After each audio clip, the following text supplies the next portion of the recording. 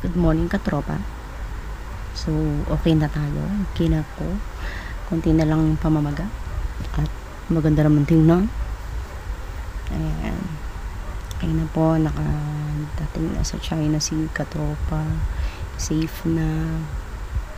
And nakakatawag na po siya. Ayan. Back to normal na naman kami. Puro chat. Puro video call. So, tawag sa umaga bago pumasok, pagdating sa gabi tawag ulit, parang kagaya dati nung nasa trabaho pa din siya nandito sa Pilipinas. So ganyan po talaga dapat sa isang relasyon, laging may communication kahit po magkasama kayo. Kami po ni katropa kapag magkasama araw-araw, hindi po pwedeng hindi kami magkikwentuhan talaga. Pagkagising, kwentuhan muna bago tumayo, bago matulog, kwentuhan muna bago matulog, kwentuhan din muna ulit. Actually, kwentuhan muna tapos kanya-kanyang hawak ng cellphone, laro. May bago kasi akong game, yung Candy Crush. Siya naman nood ng basketball. Ganun lang.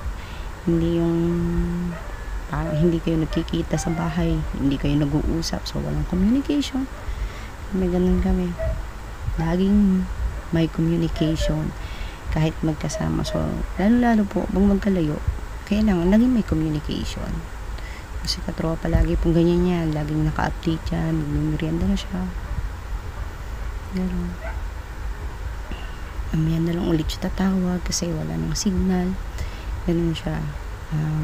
Pag wala ng signal sa pupuntahan, kaya update niya agad sa'yo, so para hindi ka nagwo-worry na bakit hindi pa nagre-reply. Ayan, pag may signal na yan, makikita mo ang mga pictures na doon talaga siya. Workout muna tayo. So tatayo na ako mag-workout at ang kanyang mga kambing at bibi daw ay pakainin ko na. Bye.